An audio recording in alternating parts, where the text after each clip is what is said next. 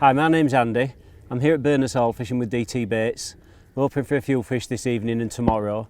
I just want to talk about bait a little bit, bait application, but really as well how careful I am in setting up when I first actually set up the baited area. So one of the key things for me, and I hear lots of anglers always, how many wraps? How many wraps is it to the fish? How many wraps is it to the bar? How many wraps is it actually difference between a spod and a lead? So I'm quite old-fashioned, having fished for carp for over 30 years, and I still like to use a marker to fish to. So I actually still use quite old-fashioned marker setup to actually set up my baited area. And the real key about this for me is, particularly when I'm using braided main line, is actually I can feel the features I'm feeling from the bottom as well as testing the depth. But once it actually got set up, the marker float gives me something to fish to. And that's, I think, a lot of people miss that. They're fishing to 17 wraps or 21 wraps. They don't know if the bait's landing in the right spot, if they're fishing on it or over it. They've no idea half the time. So for me, this is a really key part of fishing. So what I like to do is have a good lead around with my marker float. It only takes 20-30 minutes to get a really good idea of what's in front of you. And then once I've actually comfortable with the spot I've found, I then actually fish to the marker itself. So what I'm actually looking to do is set up a baited area around this. And again, I think this is an area that a lot of anglers are not clear about. Out here, I'm fishing about 80 yards and it's 12 foot deep. So that takes quite a lot of bait to create a baited area on the bottom. You know, 3 or 4 spods is not going to do that. So for me, I'd really want to be 15 or 20 spods around this to even get an idea of the amount of bait I want to fish over. Now, to get 15 or 20 spods in the area, I might have to cast out 30 times because some will go long, some will go short, some will go to the side. I mean 15 or 20 right on the marker and around it on a tabletop size baiting area. And the reason I want to do that is because I want to fish 2 or 3 rods on that.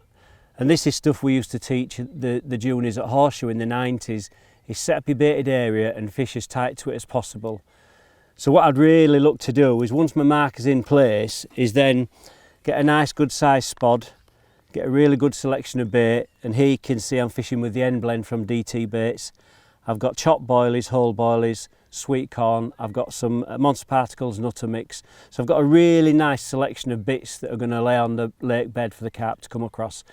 And the reason I'm using so many different size bits and pieces is because the carp will browse over picking out specific items. So that gives us an opportunity to change hook baits if we need to. So that's a good size spod. This is the spod from Wolf, the X-Spod. It's a good size spod. It carries 4 or 5 ounces of bait when full. So I might want 15 or 20 of these actually out as a starting point.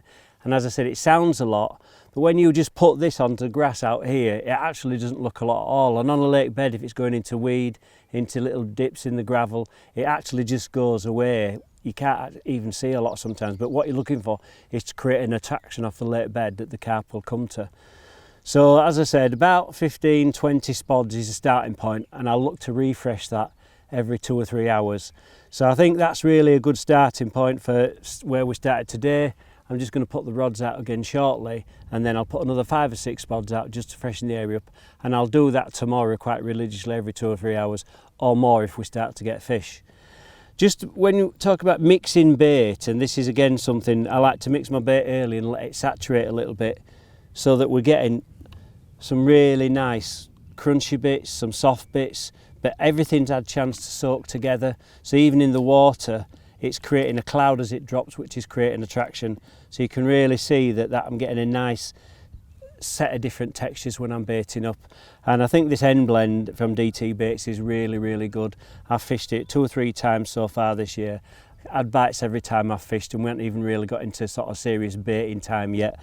I also like to add some of the end blend DNA to mix in with it.